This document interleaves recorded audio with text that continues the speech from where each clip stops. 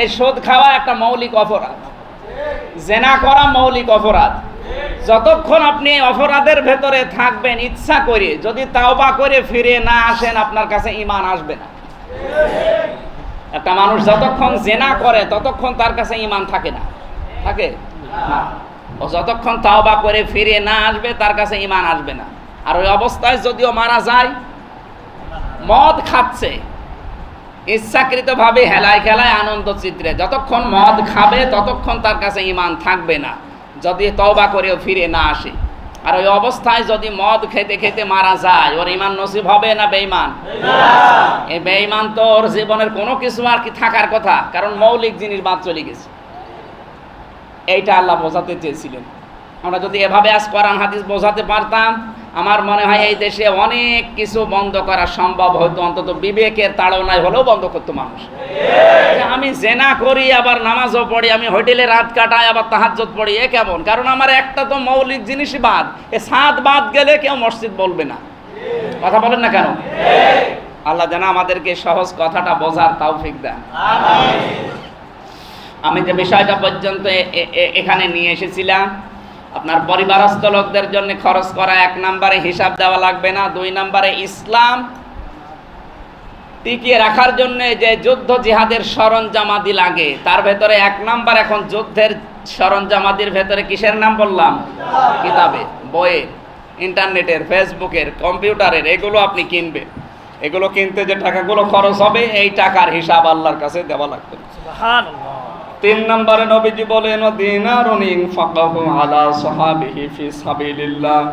তুমি যদি নিজে যুদ্ধের সরঞ্জামাদি কিনতে না পারো, তাহলে যারা জিহাদের ময়দানে আছে তাদের যুদ্ধের অস্ত্র শস্ত্র কিনে দাও। এই বাংলাদেশে এখন সবচাইতে বড় জিহাদ ঈমান টিকিয়ে রাখা। ঈমান টিকিয়ে রাখতে গিয়ে আজ অনেকে 8 বছর 10 বছর জেলখানায়। এ পাশে নেই জেলখানা? আপনি যদি কিছু না পারেন, অন্তত যারা আছে এরকম মানুষের পেছনে একটু সাপোর্ট দেন। সাপোর্ট দেবেন শুধু আল্লাহুম্মা আমিন বলে। হ্যাঁ, তাদের জন্য টাকা পয়সা খরচ করেন, ওই টাকার হিসাব দেওয়া লাগবে না। কত দূর গেল কথা বোঝা গেছে না? কত দূর? একেবারে কাশেমপুর কারাগার পর্যন্ত চলে গেছে। এরপরও যদি কেউ না বোঝার ভান করে থাকে, ও আর বুঝবে না। ওরা আমার আর বোঝানোর দরকার নেই। আমি হাদিসের একটা ছোট্ট ব্যাখ্যা বললাম। এবার একটা আয়াতের তাফসির করবো ইনশাআল্লাহ সংশোধনের জন্য, যেটা অন্তত এখন লাগবে কাজে। জবান খুলে একটু তেলাওয়াত করেন। একটা কোরআন শরীফ নেই এখানে? আছে? থাকলে দেন, ভালো হবে। আপনারা পড়েন, আউযু বিল্লাহি মিনাশ শাইতানির রাজিম, বিসমিল্লাহির রহমানির রহিম।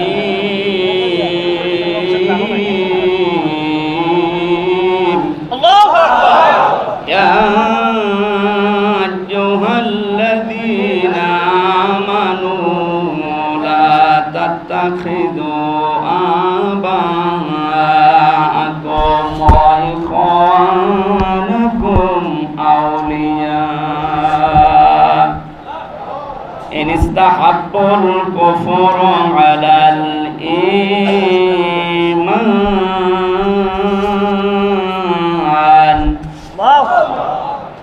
ওয়া মান ইয়াতাওয়াল্লাহুম মিনকুম ফাউলাইকা হুমুজ যালিমুন। সাদাকাল্লাহুল আযীম। সূরা তাওবা। কোন সূরা? তাওবা মানে? তাওবা শব্দের 3টা অর্থ আমি পেয়েছি। কেউ যদি বলে যে আমি তাওবা করলাম, তাহলে তার জীবনের অপরাধ আল্লাহ মাফ করে ওই জায়গাটা নেকি দিয়ে পাল্টিয়ে দেয়। ইল্লা মান তাবা ওয়া আমানা ওয়া আমিলা আমালান সালিহান ফাউলাইকা ইউবাদদিলুল্লাহু সাজ্জিআতিহিম হাসানাত। সাজ্জিআত বহুবচন, হাসানাত বহুবচন। আল্লাহ বলেন যে মানুষগুলো তাওবা করার পরে ঈমান আনবে আর ভালো ভালো কাজের আঞ্জাম দেবে, ফাউলাইকা ইসমে ইশারা, এই মানুষগুলো বলতে এই যে উপরে বর্ণিত এই যে শর্ত যারা মেনে নেবে।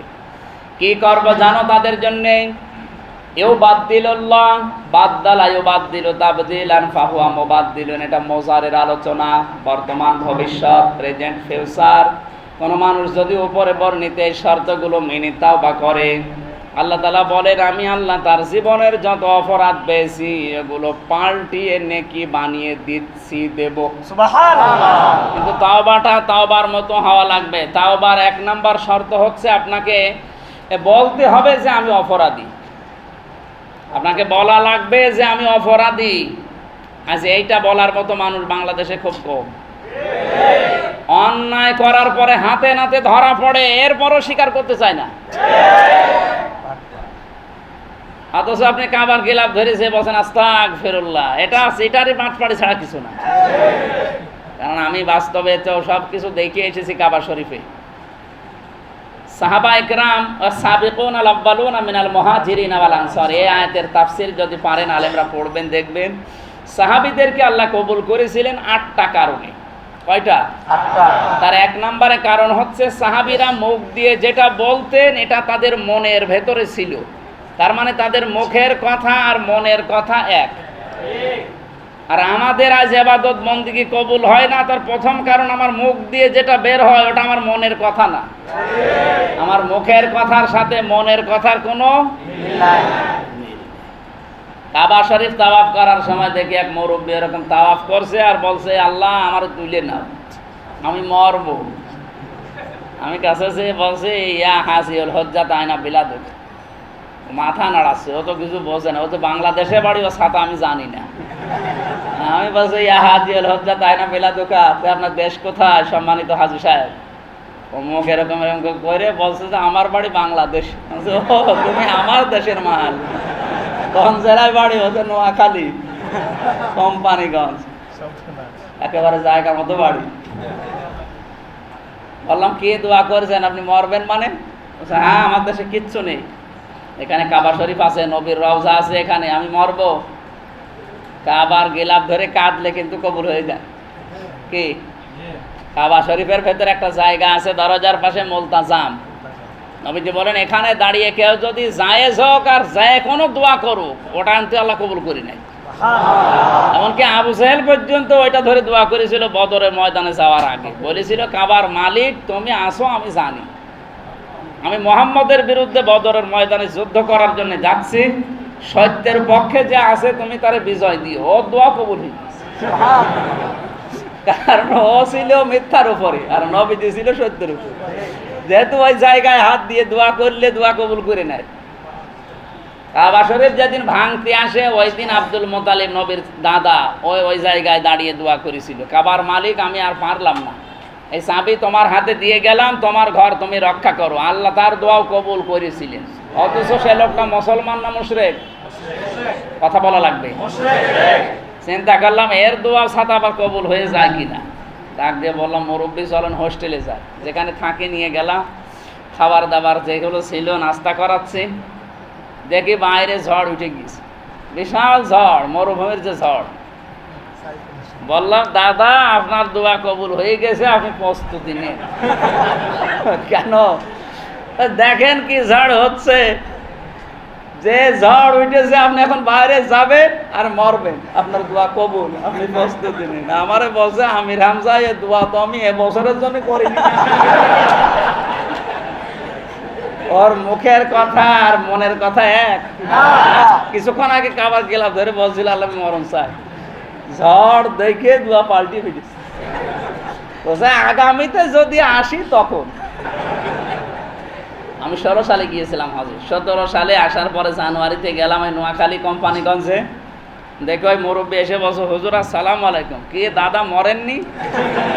হ্যাঁ আগামীতে যদি যায়, তার মানে ও যাবে, ওর মুখের কথা আর মনের কথা এক না। সাহাবা ইকরাম কবুল হওয়ার পেছনে প্রথম কারণ কি? তাদের মুখের কথা আর মনের কথা এক ছিল। আশা করছে আমাদের এখান থেকে শিক্ষা নেওয়া লাগবে, আমাদের মুখের কথা এবং মনের কথা যেন অন্তত এক হয়, তাহলে আমাদের ইবাদত বন্দেগী বা আমরাও আল্লাহর দরবারে কবুল হতে পারবো। তারপর 1 নাম্বার শর্ত বললাম আপনাকে স্বীকার করা লাগবে যে কোনো অপরাধ করার পরে। এখন স্বীকার করবেন কার কাছে? অপরাধ করেছেন যার কাছে, স্বীকার করবেন তার কাছে। আপনি অপরাধ করে গেলেন আমার কাছে আর কাবার গিলাফ ধরে কাঁদছেন, আল্লাহ আমারে মাফ করেন, হবে না। আপনি তার আল্লাহর কাছে অপরাধ করেননি, আপনি অপরাধ করেছেন আমার কাছে। কথা বুঝতেছেন? আমার যে অধিকারগুলো ছিল নাগরিক হিসাবে, এগুলো আমি পাইনি। আমার অধিকার আপনি সব কেড়ে নিয়েছেন। আমার অধিকার নষ্ট করে আপনি হজরে আসওয়াদে চুমো দিলেই কি আর কাবা শরীফের ভেতরে নামাজ পড়লে কি? যতক্ষণ পর্যন্ত আপনি আমার এই অধিকার ফেরত না দেবেন, আল্লাহ আপনার তওবা কবুল করবে না। এই তওবা যদি বাংলাদেশের মানুষ বুঝতো, এই দেশে কোনো অন্যায় আর হইতো? তওবা তো বোঝে না। তাহলে যে যে জায়গায় অপরাধ করেছে তার উচিত হচ্ছে সেখানে যেয়ে তাদের কাছে মাপ চাওয়া। আমরা যেহেতু 16 কোটি জনগণ, আমাদের অধিকার একটা ছিল, এই অধিকার আমরা অনেকে পাইনি। এই অধিকার যারা নষ্ট করেছে অন্তত তাদের উচিত হবে এই 16 কোটি মানুষের কাছে আগে স্বীকার করা যে আমাদের ভুল হয়ে গেছে, এরপরে কাবা শরীফে যাবেন, মসজিদে নববীতে যাবেন, যান। আর এটা যদি আপনি মাপ না চেয়ে স্বীকার না করে সারা দুনিয়া সফর করে আসেন, আপনার তওবা কবুল হয়নি। দ্বিতীয় নম্বরে আপনাকে অনুশোচনা করা লাগবে, অনুতপ্ত হওয়া লাগবে। আদম আলাইহিস সালাম এবং শয়তানের ভেতরে পার্থক্য ছিল এইটা, আদম নবীও ভুল করেছিলেন, শয়তানও ভুল করেছিল। শব্দের দিকে খেয়াল করেছেন? নবীর নাম বলার সঙ্গে সঙ্গে আমি বলেছি আদম নবী ভুল করেছিলেন, আর শয়তান ভুল করেছিল না ছিলেন হবে? ছিল হবে, কারণ ওর সম্মান নেই। ওকে আল্লাহ ইন্নাকা রাজিম বলে ডাক দিয়েছেন, তুই অভিশপ্ত, এই জন্য ওর ছিলেন দেওয়া যাবে না, ওরে দেওয়া লাগবে তুই ছিল, তুই মুই করা লাগবে। শয়তান মার্কা মানুষের ক্ষেত্রে এরকম শব্দ ব্যবহার করা উচিত। কেন? আনতা তাকাব্বারা ফিহা ফাখরুজ ইন্নাকা মিনাস সাগিরিন। আল্লাহ বলেন তুই অহংকার করলি, তাকাব্বুরি করলি, তোকে আমি দূর করে দিলাম। শুধু না, ইন্নাকা মিনাস সগিরিন, তোরে আমি দুর্বল করে দিলাম, অপদস্থ করে দিলাম, অপমান করলাম। মানুষ দুনিয়ায় নিজেরাও অন্যায় করবে আর গাল দেবে তোরে। দেখবেন নিজে অন্যায় করে, আর অন্যায়টা যখন হয়ে যায় তখন গাল দেয় শয়তান। এমনকি সামনাসামনি তোর অনেকে প্রশংসা করবে, পেছনে যেয়ে বলবে আল্লাহ ও মরে না কেন। আমি কি বেশি বললাম? আমা বাকাতা আলাইহিমুস সামা ওয়াল আরদু ওয়া মা কানু মুনজারিন। সূরা দোকানের 29 নম্বর আয়াতে তাকান। পৃথিবীতে অনেক মানুষ বিদায় নেয়, ওর জন্য আকাশেও কেউ কাঁদে না, জমিনেও কেউ কাঁদে না, ইন্না লিল্লাহ কেউ পড়ে না, ওদের আল্লাহ অবকাশও দেয় না। এই কিছুদিন আগে যে আল্লাহর ওলি গেল, আমার তো মনে হয় 100টা কমেন্ট আমি পড়েছি, সব আলহামদুলিল্লাহ পড়েছি, ইন্না লিল্লাহ কেউ পড়েনি। অথচ যে বেঁচে থাকা অবস্থায় দেখেছেন কি দাপট ছিল? দাপটে বলেছিল যে এরে আমি ফাঁসি দিতে পারলাম না, আমার জীবনের দুঃখ। তোর দুঃখ আল্লাহ ঘোষাবে এবার। কেউ তার সামনাসামনি যে এ কথা বলবে, আলহামদুলিল্লাহ পড়বে তার অসুখ হলে, এরকম সাধ্য কারো ছিল? কিন্তু মারা যাওয়ার পর পেছনে যখন চলে গেছে তখন মানুষ আলহামদুলিল্লাহ সমানে পড়ছে। আমি বাদশাহ হাজ্জাজ বিন ইউসুফ এই লোকটার জীবনী পড়েছিলাম। সারা জীবনী পড়ে আমি কোনো ভালো কাজ তার পাইনি। তো একটা ভালো কাজ তার জীবনে এই যে কোরআনে জের জবর, এইটা ও দিয়েছে। তাছাড়া ওর জীবনে কোনো ভালো কাজ আছে আমি পাইনি। শুধু জুলুম করতো জনগণের ওপরে। মানুষও ওর নাম দিয়েছিল জালেম। পেয়াদারা একদিন বলছে, হুজুর আপনার জন্য তো বাইরে যাওয়া যায় না, মানুষ শুধু আপনাদের গালি দেয়। গালি দেয় মানে কে গালি দেয় আমি নিজের কানে শুনবো।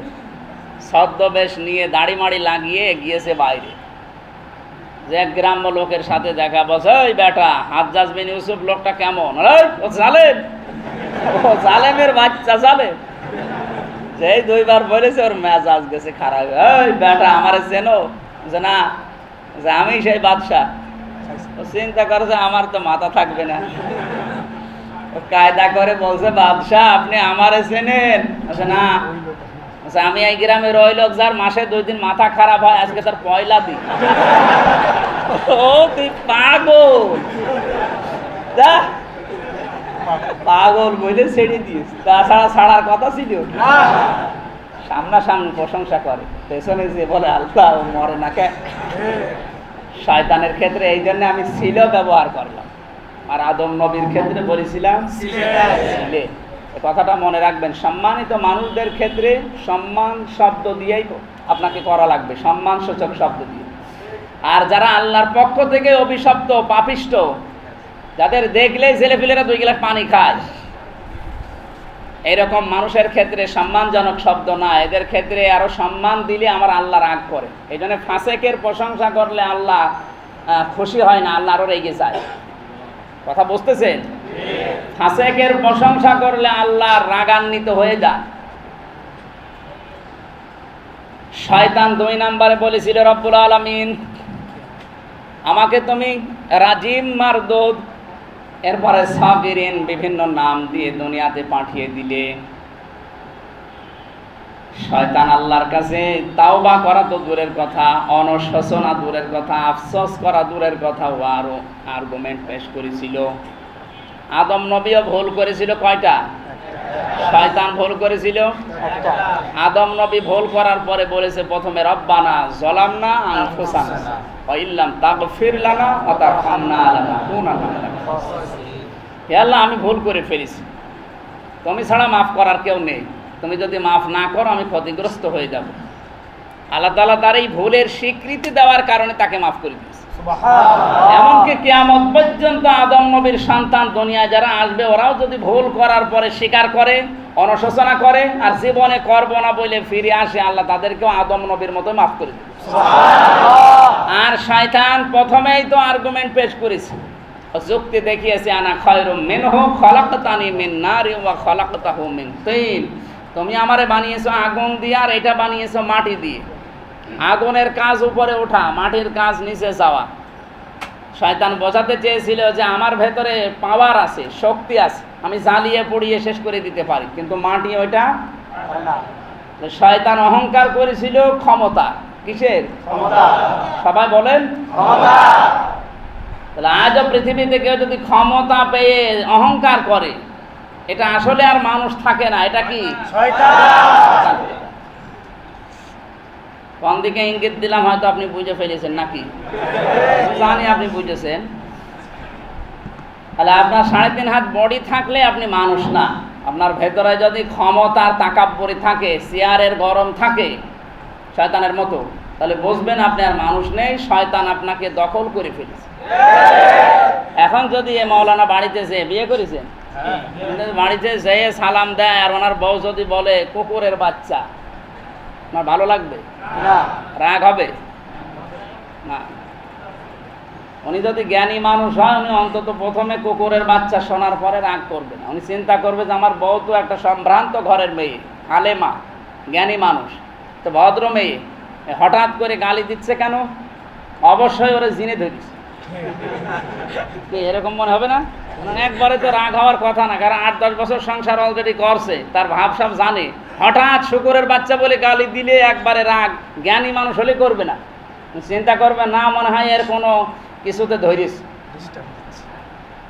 আপনি যখন দেখবেন যে আপনি মানুষ হিসাবে বিনয়ী হতে পারেন না, আপনার অহংকার আরো বেশি, ক্ষমতার অহংকার হোক, চেহারার হোক, এলমের হোক, আরো যে সমস্ত অহংকার আছে, এগুলো যদি ভেতরে কারো বাসা বাঁধে, সে যেন মনে করে নেয় তারে শয়তান দখল করে ফেলেছে।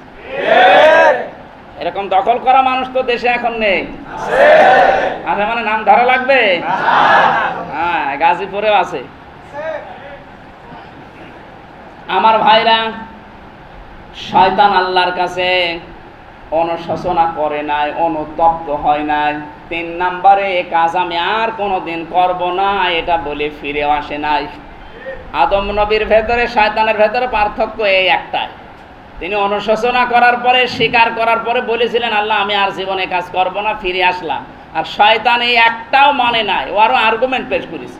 এই জন্য ওর তাওবা বা ওর অনুশোচনা আল্লাহর দরবারে কবুল হয়নি। আদম নবীরটা কবুল হয়েছিল। 3 নম্বরে তাওবা যদি কেউ করতে চায়, আমি আর জীবনে এই কাজ করব না, ঘৃণা ভরে এখান থেকে চলে আসলাম। এতদিন যারা আকাশ সংস্কৃতিতে বিভিন্ন জিনিস পেয়ে উল্টাপাল্টা যারা প্রকাশ্যে হোক গোপনে হোক এই অশ্লীল বিষয়গুলো দেখতো, এই মানুষগুলো যদি এখন তাওবা করতে চায় তাহলে জীবনে আমি আর এরকম কিছু সামনে আসলেও দেখব না, সিদ্ধান্ত নিয়ে ঘৃণা করে চলে আসবে, এই লোকটার তওবা কবুল হবে। এরকম তাওবা আমরা করতে পারি না? যাদের পরকীয়া প্রেমের লাইন আছে না, মানে এলাকায় কিছু নেই, আছে মানে অনেকে তো 180 মাইল বেগে চালাচ্ছে। পরকীয়া প্রেম এটা জেনা ব্যভিচারের চাইতেও খারাপ, কারণ একটা সংসার পুরা জাহান্নাম বানিয়ে দেয়। এবং এরকম কাজে যদি কেউ থাকেন এই মুহূর্তে শুধু চলে আসবেন তা না, ঘৃণা করে ওখান থেকে চলে আসা লাগবে। যারা আছেন চলে আসবেন, কারা কারা হাত তোলেন তো দেখি। লাইন করো, মুরব্বী মানুষ দাড়ি পেকে গেছে, লাইন করে।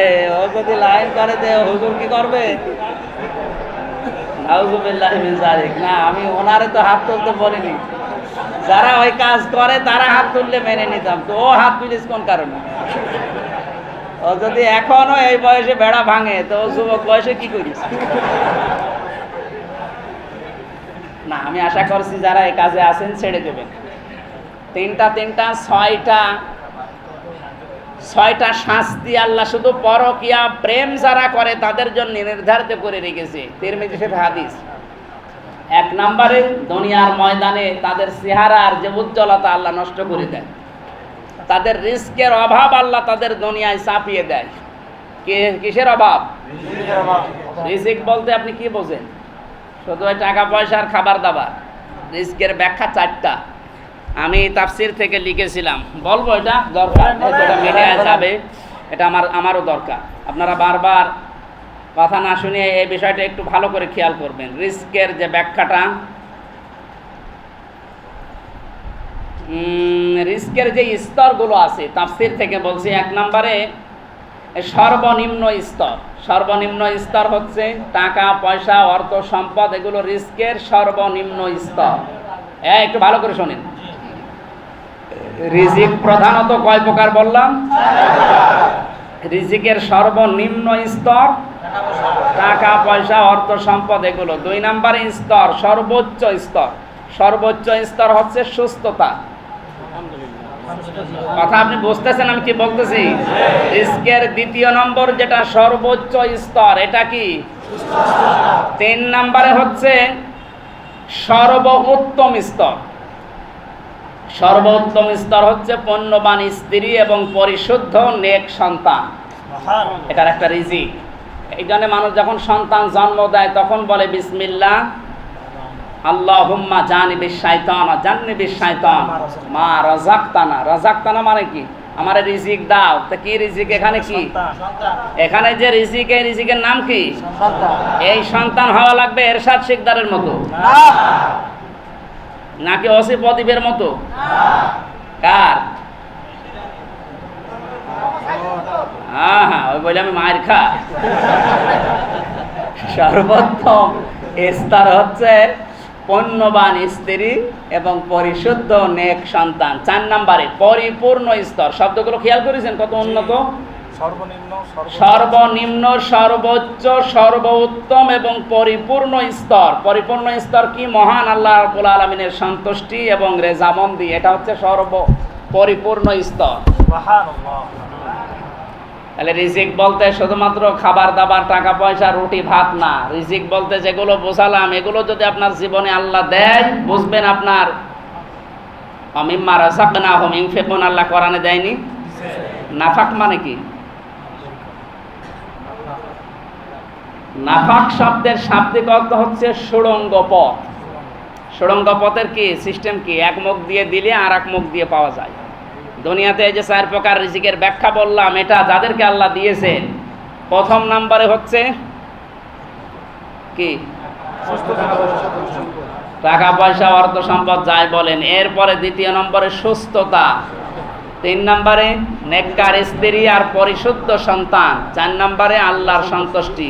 এই 4টা বিষয় যারা পেয়েছে তারা যত দুনিয়ায় জীবিত থাকতে এগুলো আল্লাহর জন্য খরচ করে। তার সুস্থতা, তার টাকা পয়সা, তার সন্তান, তার স্ত্রী আমরা সামনে আমার পয়েন্ট যারা আসবে এগুলোতে আরও বলবো ইনশাআল্লাহ। আমি যে কথাটা বোঝাতে চাচ্ছিলাম, শয়তান ও পরকীয়া প্রেমের দ্বারা দ্বিতীয় নম্বরে রিজকের যে পরিপূর্ণতা স্তরগুলো আছে এগুলো আল্লাহ নষ্ট করে দেয়। হয়তো চর্মচোখে দেখবেন আপনার অনেক ব্যাংক ব্যালেন্স, টাকা পয়সা, ব্যবসা বাণিজ্য অনেক কিছু হচ্ছে, কিন্তু অভাব কাটবে না। 3 নম্বরে যৌন শক্তি নষ্ট হয়ে যাবে। কি আপনার হায়াত আল্লাহ কমিয়ে যৌন শক্তি নষ্ট করে দিবে। জায়গা মতো যে আর ব্যাটারিতে কাজ করবে। আমি আর নিচে নামলাম না। যারা এই কাজে আছেন এই মসজিদের ভেতরে বলেন যে আমি এক্ষুনি অন্তত এ কাজে আর যাবো না, ছেড়ে দেব। তাও শুধু ছেড়ে দেব তা না, ঘৃণা করে ছেড়ে দিয়ে চলে আসবো, ও যা করে করুক, আমি আর ওই লাইনে নেই। পারা যাবে না? এর নাম তাওবা। তাহলে তাওবার 1 নাম্বার পয়েন্ট হচ্ছে স্বীকার করা। আর অপরাধ স্বীকার করবেন তার কাছে, অপরাধ করেছেন। আপনি বর কাছে অপরাধ করে মাফ চাচ্ছেন আপনার মার কাছে, হবে না? আপনার বর কাছে মাফ চাবেন, কোনো অসুবিধা নেই। দ্বিতীয় নাম্বার, আপনার অনুশোচনা আসা লাগবে, অনুতপ্ত হওয়া লাগবে, তাও এটা মন থেকে। কোন জায়গা থেকে? 3 নাম্বারে জীবনে আমি আর এই কাজ করব না বলে ফিরে আসা আল্লাহর জন্যে। আল্লাহ এইরকম তাওবা করার জন্য তৌফিক দান। জোরে বলেন আমিন। এই তাওবা সূরা থেকে একটা মাত্র আয়াত পড়েছিলাম, 19 নাম্বার, এই 23 নাম্বার আয়াত। খুব গুরুত্বপূর্ণ তথ্য আছে আয়াতে। আল্লাহ পাক বলেন, ইয়া আইয়ুহাল্লাযীনা আমানু, ওহে যারা ঈমানের দাবি করো। কিসের? আল্লাহ কোনো বেঈমানকে এখানে ডাক দিয়েছেন? না। যদি ডাক দিতেন তাহলে বলতেন ইয়া আইয়ুহাল কাফিরুন বা ইয়া আইয়ুহান নাস, ইয়া আইয়ুহাল ইনসান, এরকম বলতেন। আল্লাহ বলেন যারা এই মানুষদের ভেতরে ঈমান এনেছে আমি আল্লাহ তাদেরকে ডাকলাম। লা তাত্তাখিযু, তোমরা গ্রহণ করবা না, ধরবা না, আবাকুম, তোমাদের বাবাদের। এখানে আবম দিয়েছেন না আবা? এ বাবা কোন বাবা? বাংলাদেশে এখন বাবার অভাব আছে? কত রকমের বাবা, এমনকি ডিজিটাল বাবা। এই যে আবা হুকুম আল্লাহ খেলা করার জন্য দেয়নি। কোন বাবাকে ধরা যাবে না, শুধু নিজের জন্মদাতা বাবা ছাড়া অন্য কাউকে বাবা বলাও যায় নেই। অথচ নিজের বাবাকে কোনোদিন বাবা বলে ডাকে না। কোন শয়তান কোন দিক থেকে বের হয়, বাবা বাবা বলতে পাগল। ইমানদার যারা দাবি করবেন তাদেরকে বলছি নিজের বাবা ছাড়া, এটা সূরা আহজাবের 4 নাম্বার আয়াতে আছে, নিজের বাবা ছাড়া অন্য কাউকে বাবা বলা জায়েজ নেই। হযরত যায়েদ ইবনে হারেসার জীবন থেকে এটা প্রমাণিত। বিশ্বনবীকে উনি কি বলে ডাকতেন? এক কথা বলেন না কেন? বাবা বলতেন না? কোরআনের আয়াত নাজিল করে আল্লাহ নিষেধ করেছেন না। নিজের বাবা ছাড়া যায়েদ ইবনে হারেসা, যায়েদ ইবনে মুহাম্মদ লিখতে পারবা না। আপনাকে লেখা লাগবে যায়েদ ইবনে হারেসা, তোমার যে জন্ম দিয়ে দুনিয়ার মুখ দেখিয়েছে তারে বাবার পরিচয় দাও। নবীজি তোমারে জন্ম দেয়নি। কথা বোঝা যায়নি? কত বড় কঠিন কথা চিন্তা করেন তো। ছোটবেলা থেকে যারা লালন পালন করে ক্রয় করে এনে মানুষ করছে, এতদিন পরিচয় দিচ্ছে, হঠাৎ আল্লাহ বললেন না তোমার যায়েদ ইবনে মুহাম্মদ লিখতে দেওয়া যাবে না, এগুলো বলা জায়েজ নেই, তোমার বলা লাগবে যায়েদ ইবনে হারেসা। আর আপনার বাবার কোনো অভাব নেই, যারে দেখেন তারে বাবা বলেন। কোনো বাবা ধরা যাবে না নিজের বাবা বাদ দিয়ে।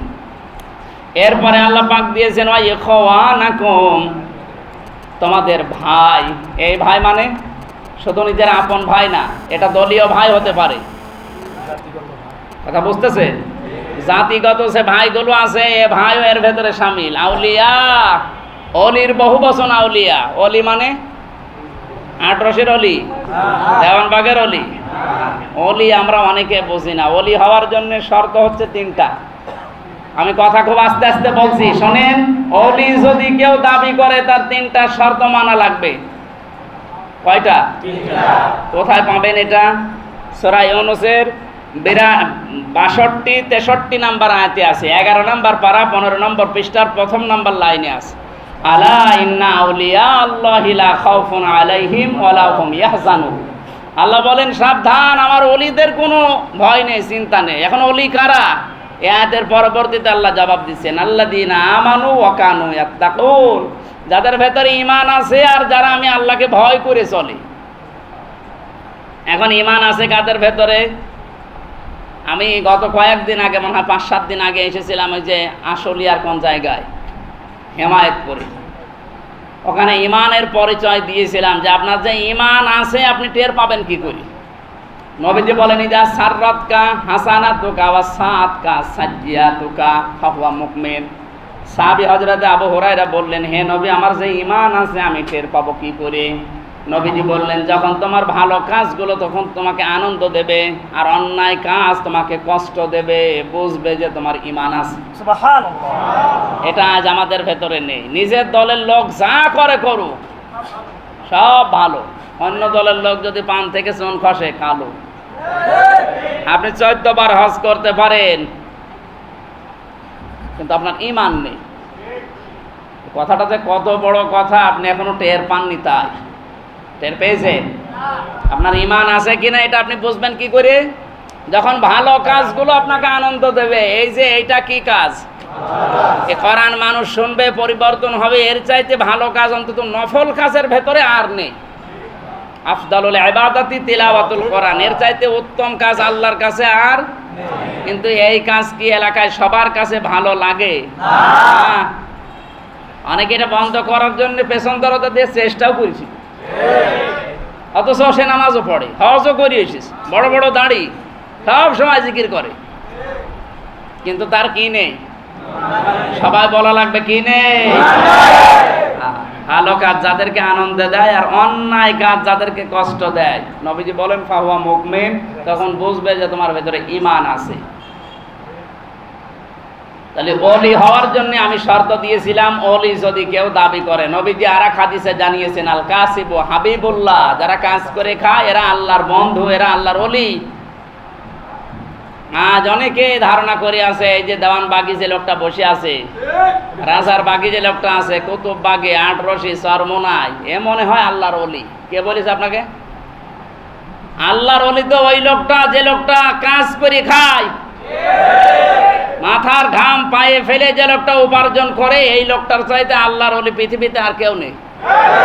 হ্যাঁ, ওই লোকটা যদি এখন মনে করে যে আমি ভ্যান চালাই, আমার রক্তের ঘাম, আমার মাথার ঘাম পায়ে পড়ে, আমি আল্লাহর ওলি হয়েই গেছি, নামাজ রোজা আর কি হবে?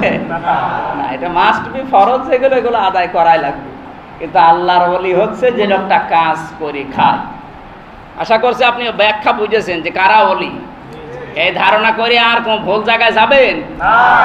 এমনকি আপনি যদি টাকা পয়সাও খরচ করতে চান, ওলি আল্লাহর দরবারে যাচ্ছেন না, ওটা তো ওলি না। ইয়াসআলুনাকা মাযা ইউনফিকুন কুল মা আনফাকতুম মিন খায়রিন ফালিল ওয়ালিদাইনি ওয়াল আকরাবিন ইলা আখিরি আয়াত। সূরা বাকারার 215 নম্বর আয়াতের প্রথম অংশে আছে, আল্লাহ তাআলা বলেন, হে নবী, মানুষ যদি প্রশ্ন করে যে টাকা পয়সা খরচ করব কোথায়, আপনি বলেন পৃথিবীর ভালো ভালো জায়গায় খরচ করো, আর দুনিয়ার যত ভালো কাজ আছে সবচাইতে ভালো কাজ হচ্ছে মা আর বাবার জন্য খরচ করা। সুবহানাল্লাহ। এর চাইতে আর ভালো কাজ নেই। আল্লাহ নিজে ব্যাখ্যা দিলেন। আমার মনে হয় আয়াতের ব্যাখ্যা যদি দুনিয়ার কোনো মানুষের কাছে আল্লাহ ছেড়ে দিত, তো যে যে দলে আছে ওইদিকে টেনে টেনে ব্যাখ্যা করত। যারা পীরের মুরিদ, ওরা বলতো ভালো কাজ খুঁজে পাচ্ছ না, এই যে বাবার দরবারে গরু দেওয়া, এটা ভালো কাজ। যারা তাবলীগ জামাত করে, ওরা বলতো ভালো কাজ খুঁজে পাচ্ছ না, জীবন চিল্লায় চলে যাও। যারা ইসলামী আন্দোলন করে, ওরা বলতো ভালো কাজ খুঁজে পাচ্ছ না, মিছিল মিটিং করা। কি কথা বলছেন এখন? যে যেই দলে আছে ওই দিকে টেনে ব্যাখ্যা করতো। এই জন্য এই ব্যাখ্যা আল্লাহ কারো হাতে ছেড়ে দেয়নি, আল্লাহ নিজে ব্যাখ্যা করছে। হে নবী, আপনি ভালো কাজ খুঁজতেছেন, ফালিল ওয়ালিদাইনি, পৃথিবীতে যত ভালো কাজে খরচ করতে চাও তার 1 নাম্বার জায়গা হচ্ছে মা আর বাবার জন্য খরচ করা। জোরে বলেন সুবহানাল্লাহ। আমি যে কথা বলছিলাম ওলির ব্যাখ্যায়, ওলি শব্দটা নিয়ে আজ ভেজাল চলছে। আন্দাজে জারে তালে ওলি মনে করা যাবে না। কোরআনে কারীম জানিয়েছে, ইত্তাবিউ মা উনসিলা ইলাইকুম মির রাব্বিকুম ওয়া লা তাত্তাবিউ মিন দুনিহি আউলিয়া قليلا ما تذكرون। সূরা আরাফের 2 নাম্বার দেখেন একটা নতুন তথ্য আছে, এই খেয়াল করেন। তোমরা সবাই মিলে ইত্তেবা করো, অনুসরণ করো, দেখে দেখে চলো কি মা উনজিলা ইলাইকুম মির রাব্বিকুম, তোমাদের প্রতিপালকের পক্ষ থেকে তোমাদের উপরে যেটা নাজিল করা হয়েছে তার নাম আল কোরআন শরীফ। তাহলে অনুসরণ করা লাগবে একা একা না সবাই মিলে? ইত্তাবিউ বহু বচন, ওয়ালা তাত্তাবিউ, কেউ অনুসরণ করবা না, মিন দুনিহি আউলিয়া, পৃথিবীর কোন ওলি, আল্লাহর ওলির বহু বচন আউলিয়া আল্লাহ দিলেন, কোন ওলির অনুসরণের দরকার নেই। তাহলে আয়াতের সরল অর্থে শুনে বোঝা যাচ্ছে যে আল্লাহ ওলিদের বিরুদ্ধে। এই কথা বলেন না কেন? আসলে আয়াতের অর্থ কেমন হবে? আল্লাহ ওলিদের অনুসরণ করতে নিষেধ করলেন কেন? কারণ আল্লাহ ভালো করে জানে যে পৃথিবীতে এমন সময় আসবে আমার বান্দাদের ভেতরে ওরা আবেগে, আমি আল্লাহর চাইতে ওদের আব্বাকে বড় মনে করবে। এখন যেটা করা হচ্ছে, আল্লাহর আলোচনা নেই, যত জায়গা দেখবেন সব আব্বার আলোচনা। এই জন্য ওয়ালা তাত্তাবিউ মিন দুনিহি আউলিয়া দিয়েছে, কোন ওলির অনুসরণের দরকার নেই। ওলি মানে অভিভাবক, ওলি মানে কি? আপনি ভুল বুঝলেন নাকি আল্লাহর উপরে যে আল্লাহ মনে হয় ওলিদের বিরুদ্ধে? না, ওলি তো আমরা চিনি না, আন্দাজে ওলি মনে করি যাকে। এখানে আল্লাহ দিয়েছেন তোমাদের বাবা, তোমাদের ভাই, এগুলোকে বন্ধু রূপে, অভিভাবক রূপে গ্রহণ করবা না। কখন? ইনিস্তাহাব্বুল কুফরা আলাল ঈমান, যদি তারা ঈমানের পরিবর্তে কুফরকে বেশি পছন্দ করে। আজ বাংলাদেশে আজটা আমার যতটুকু কোরআন হাদিস পড়ে আমার মনে হয় অনেক মানুষ এখন ঈমানের চাইতে, ইসলামের চাইতে কুফরিকে বেশি প্রাধান্য দিচ্ছে, সে ডাইরেক্ট হোক ইনডাইরেক্ট হোক। অথচ আল্লাহর নিষেধ এটা, ওমা ইয়াতাবাল্লাহু মিনকুম, যদি তোমরা ওদের দিকে ফিরে যাও, ফাউলাইকা হুমুজ জালিমুন, আমি আল্লাহ তোমাদেরকে জালেম হিসাবে ঘোষণা দিলাম। জোরে বলেন নাউযুবিল্লাহ। তোমরা জালেম হয়ে যাবে, সীমা লঙ্ঘনকারী হয়ে যাবে। আর যারা জালিম, এদের বিপক্ষে আল্লাহর নিজের মামলা আছে। ইন্নামাস সাবিলু আলাল্লাযিনা ইয়াজলিমুনান নাস, সূরা শুরার 42 নম্বর আয়াতের প্রথম অংশ। আল্লাহ বলেন যারা পৃথিবীতে মানুষ হয়ে মানুষের উপরে জুলুম করে, আমি নিজে তাদের বিরুদ্ধে মামলা দায়ের করব। পুলিশের কাজে বাধা দিলে কি কেস হয়? পুলিশ বাদী কেস। পুলিশের কাজে বাধা দিলে কি কেস? সবাই বলেন পুলিশ বাদী কেস। আর যারা মানুষ হয়ে মানুষের ওপর অত্যাচার করবে, এদের বিরুদ্ধে মামলা দেবে কে? আল্লাহ। এটা কি কেস? আল্লাহবাদী কেস। টের পাচ্ছেন কি বলছে? আজ এই দেশের হাজারো মানুষ আল্লাহবাদী কেসের আসামি, অন্তত মানুষ হয়ে মানুষের ওপরে জুলুম করে, অত্যাচার করে। তাহলে নিজেদের বাবা হোক, ভাই হোক, ছেলে সন্তান হোক, যাই হোক, এরা যদি ঈমানের তুলনায় কুফরিকে, আল্লাহ বিরোধী কাজকে বেশি পছন্দ করে, তাদেরকে অভিভাবক রূপে, বন্ধু রূপে গ্রহণ করা যাবে না। এই ঘোষণা দিয়েছেন কে? আল্লাহ। এই আয়াতটা যারা মেনেছিল, আপনি তাদের দিকে তাকান, আমি বাস্তবে নিয়ে আসছি ইনশাআল্লাহ। তার ভেতর অন্যতম আমরা পেয়েছি, এই আয়াতের তাফসিরে ফি জিলালিল কোরআনে আছে, হযরত ওমর তার সন্তান যখন আল্লাহর বিধানের তুলনায় শয়তানের বিধানকে, তার মানে মন যা চায় তাই করে, এরকম কাজ কারবার করে ফেলেছিলেন, মদ খেয়ে জেনা পর্যন্ত করেছিলেন, আল্লাহর এই বান্দা হযরতে ওমর সন্তানকেও ছেড়ে দেয়নি। এই বুড়ি মেয়েটা যখন তার মেয়েকে নিয়ে এসে খলিফার দরবারে নালিশ দিয়েছে, আপনার সন্তান আবু শামা আমার মেয়েকে ধর্ষণ করেছে, আমার মেয়ের সাথে জেনা করেছে, সুতরাং আমি বিচার চাই। হযরত ওমর কথা বন্ধ করে বললেন, মা আপনি এখানে বসেন। বাড়ির ভেতরে গেলেন, যে দেখেন সন্তান খাবার খাচ্ছে, ডাক দিয়ে বললেন, আবু শামা তোমার বিরুদ্ধে এরকম একটা মামলা এসেছে, অভিযোগ এসেছে, বিষয়টা কি সত্য? ছেলেও সেরকম ডাক দিয়ে বলে, বাবা হ্যাঁ, বন্ধুদের পাল্লায় পড়ে মদ খেয়েছিলাম, আমি কাজ আমি করে ফেলেছি, আমারে মাফ করে দেন। হযরত ওমর বললেন, সন্তান মাফ আমার কাছে না, মাফ চাওয়া লাগবে তোমার যার কাছে অপরাধ হয়েছে তার কাছে, আর আল্লাহর বিধান যেটা আছে ওইটা আমি এখন কার্যকর করব। স্ত্রী উম্মে রোমানা বারবার বলছিলেন, স্বামী আমার এবারের মতো মাফ করে দিন, সন্তানটাকে, ওই মেয়েটাকে অন্তত বুঝিয়ে টাকা পয়সা দিয়ে বিদায় করে দেন। হযরত ওমর অগ্নিশর্মা হয়ে বললেন, সন্তান এবং সন্তানের মা, অন্তত আল্লাহর বিধানের সামনে আমার কাছে কোনো কথা বলতে এসো না। কাজী সাহেবকে ডাক দিয়ে বললেন, খলিফার ছেলে, এই জন্য যেন পক্ষপাতিত্ব না হয়। কাজীও সেরকম ডাক দিয়ে বললেন, আমি কিন্তু বিচার করব খলিফা কোরআন দিয়ে, এটা ছেলে আপনার না সাধারণ মানুষের, ওটা আমার দেখার দরকার নেই। চামড়ার চাবুক হাতে নিলেন, কোরআনে কারিমের সূরা নূরের 2 নম্বর আয়াত বের করলেন, আযানিয়াতু ওয়াযানি ফাজলিদু কুল্লা ওয়াহিদিন মিনহুমা মিয়াতা জালদা। আল্লাহ তাআলা বলেন, যদি অবিবাহিত হয় তাহলে 100 চাবুকের আঘাত মারো। শুরু করলেন 1টা 2টা করে, 80টা পর্যন্ত যাবার পরে সন্তান মারা গেছে। বারবার স্ত্রী এসে পা জড়িয়ে বলেছে, খলিফা এবারের মতো মাফ করে দেন, আপনি বাকিগুলো কালকে মারবেন। হযরত ওমর বলেন, স্ত্রী মিয়াতা ওয়াজালদা নেই, কোরআনে মিয়াতা ওয়াজালদা না, ওয়া নেই। একবারে আল্লাহ যেহেতু মিয়াতা জালদা দিয়েছেন, মাঝখানে ওয়া দিয়ে ওয়াকফ করেননি, আতফ করেননি, বিরতি দেননি। আমিও বিরতি দিতে পারলাম না, কারণ আমার সন্তানকে আমি ভালোবাসি আল্লাহর চাইতে বেশি না। 80টা মারার পরে সন্তান যখন মারা গেছে, কবরে তাকে নিজেই তিনি ধোয়ালেন, কাফন পরালেন, কবরে দিলেন।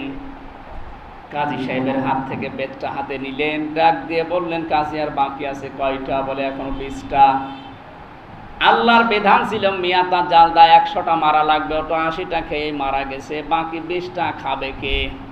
তিনি নিজে হাতে নিয়ে কবরের উপরে বাকি 20টা আঘাত নিজে হাত দিয়ে করলেন। মাটি 2 দিক থেকে ফাঁকা হয়ে যাচ্ছিল।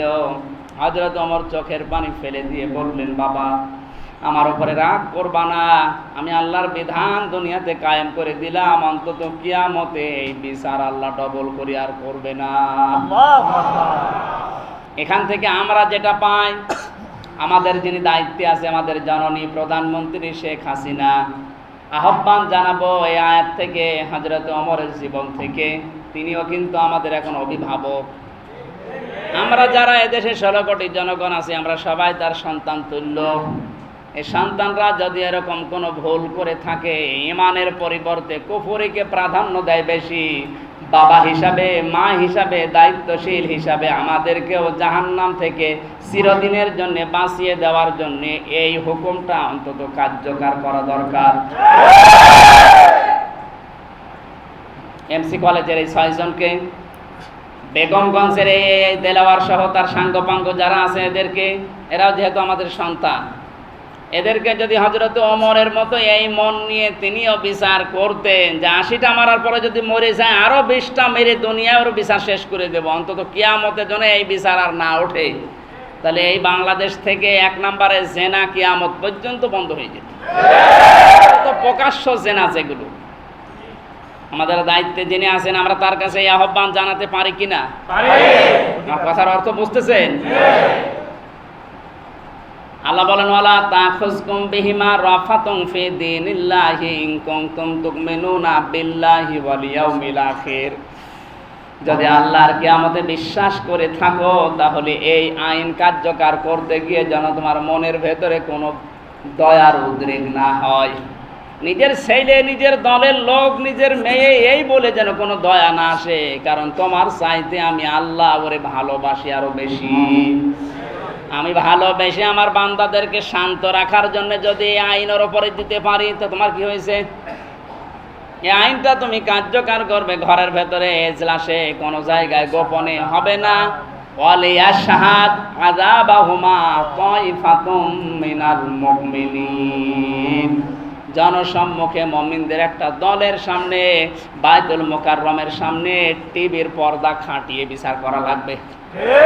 সারা দেশের যুবক যুবতীদেরকে টিভি সিনেমার সামনে বসিয়ে দেবে, দেওয়ার পরে জানাবে যে আজকে বিচার হচ্ছে জেনার, তোমরা দেখো। অন্তত একটা যদি ফায়সালা করা হয়, হাজারো মানুষের এই শয়তানি মন এমনি বন্ধ হয়ে যাবে। এবার আমার প্রশ্ন, এই ব্যভিচার বা জেনা, এই ধর্ষণ করার জন্য শুধু পুরুষ দায়ী না, এর জন্য যে সমস্ত বিষয়গুলো দায়ী, আগে ওই বিষয়গুলো পথ বন্ধ করা লাগবে। তার অন্যতম হচ্ছে আকাশ সংস্কৃতির নামে উলঙ্গপনা যে চ্যানেলগুলো এখন আসতেছে, এইগুলো আগে বন্ধ করা দরকার। এরপরে দ্বিতীয় নম্বর, ভারত থেকে যে পিন আপ করা পত্রিকাগুলো আসে পানির স্রোতের মতো, এইগুলো বন্ধ করা লাগবে। 3 নম্বরে মোবাইলের ব্যবহার এই মালয়েশিয়ার মতো আকাশপথটা, ওয়েবসাইটটাকে কন্ট্রোল করা লাগবে নিজেদেরকে। অন্তত পাশের এই নেকেট রাষ্ট্র ভারত, এখান থেকে যেন কোনো উলঙ্গ জিনিস আমাদের এই আকাশে এসে ধরা না দেয়, এটা করা যায়। এগুলো কন্ট্রোল করা দরকার। আর সবচাইতে বড় বিষয়, মেয়েদের মার্জিত পোশাক পরতে বাধ্য করতে হবে। ওদের যৌন উন্মাদনামূলক পোশাকগুলো পুরুষকে ধর্ষণ করতে আজ বাধ্য করায়।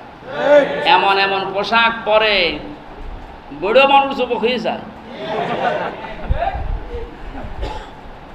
এই জন্যে অন্তত পর্দার বিধানটা ফরজ করে দেন। এখন যে গণজোয়ার চলছে বাংলাদেশে, প্রধানমন্ত্রী শেখ হাসিনার এখন একটা সুবর্ণ সুযোগ, এই ক্ষমতা থাকাকালীন পর্দার বিধানটা সংসদে রাষ্ট্রীয়ভাবে কায়েম করে দেওয়া। এরপরেও যদি কেউ ধর্ষণ করে, জেনা করে, তার কোরআনের আইন দিয়ে সঙ্গে সার করা, পাথর দিয়ে বিদায় করে দেওয়া। তাহলে এই দেশ থেকে অন্তত কিয়ামতের আগে আর ধর্ষণ হবে না। এই সুবর্ণ সুযোগ কাজে লাগাতে হবে এখনই, কারণ এখন সারা দেশে উত্তাল চলছে। কিছু রামবাম নাস্তিক যদি একটু মুখ খোলে, ও ভয়তে এখন চুপ করে যাবে, কারণ ও বলবে যে কুত্তা ঠেকা আর ভিক্ষা দরকার নেই। এই দেশের মানুষের কাছে এখন দিবালোকের মতো পরিষ্কার হয়ে গেছে, যে মানুষগুলো বিশেষ করে নারী পক্ষ, নারী স্বাধীনতা আন্দোলন, নারী বিপ্লব পরিষদ, নারী মুক্তি পরিষদ, এরা 13টা সংগঠন কাজ করছে। এখন বিভিন্ন জায়গায় লোক নেই, জন নেই, 3 জন মানুষ ঐতিহাসিক মহা সমাবেশ করছে। মানুষ কয়জন? 3 জন। এই মানুষগুলো অন্তত এখন দরকার। এরা কোথায়? এরা যদি নারীর পক্ষেই হবে তো কই তারা? আরো ওরা প্রেস ক্লাবের সামনে এসে, জাদুঘরের সামনে এসে আরো এই ওয়াজ করছে যে ওয়াজ মাহফিল এই ধর্ষণের জন্য দায়ী। শয়তান কত প্রকার, কি এদের চেহারা দেখলে বোঝা যায়। এগুলো বন্ধ করার জন্য যৌন উন্মাদনামূলক পোশাকগুলো বন্ধ করবে। আরো এই টিভি সিনেমায় সিরিয়ালগুলো বন্ধ করার জন্য আইন পাশ করা তো দূরের কথা, আরো আহ্বান জানাচ্ছে যে আমি তো রাত 2টার সময় ঘুরি, আমারে তো কেউ ধর্ষণ করে না, তোর করবে কি? তোর কিছু আছে? আমি আর নিজে নামলাম না, সে যে সাহায্য হোক, আপনার নাম বলার দরকার নেই, এমনি যন্ত্রণায় আছে। আমরা নারীর বিপক্ষে না, আমরা নারী স্বাধীনতার পক্ষে। কিন্তু ইসলাম যে স্বাধীনতা দিয়েছে ওই স্বাধীনতার পক্ষে। আপনি এর বাইরে নিতে গেলে টিউব সবসময় ভেতরে থাকে না উপরে থাকে? টিউব যদি বলে সারা জীবন ভেতরে থাকলাম, টায়ার তুই ভেতরে, আমি উপরে যাই, ও চাপ সহ্য করতে পারবে? সুতরাং যেখানে যার অবস্থান নেওয়ার কথা ওই জায়গায় থাকেন, নিরাপদে থাকবেন। আর আমাদের উচিত হচ্ছে নিজের সন্তান হোক, মেয়ে হোক, ছেলে হোক, আপনি একটু কঠিন হন। আল্লাহর ইমানের পরিবর্তে যদি কুফরকে কেউ ভালোবাসে, সে নিজের মেয়ে হলেও তাহলে বাদ দেন। আল্লাহর বিধানের তুলনায় পর্দাকে ও ভালোবাসে না, বেপর্দা ভালোবাসে, ওরকম মেয়ে আপনি বাদ দিয়ে দেন, কারণ ও আপনাকে জাহান্নামে নেওয়ার জন্য রাস্তা তৈরি করে দিচ্ছে। সে আপনার বউ হোক, ওরকম বউ বাদ দিয়ে আরেকটা বিয়ে করেন। মেয়ে লোক মনে হয় এবার বদদুয়া করছে, হুজুর মরুক।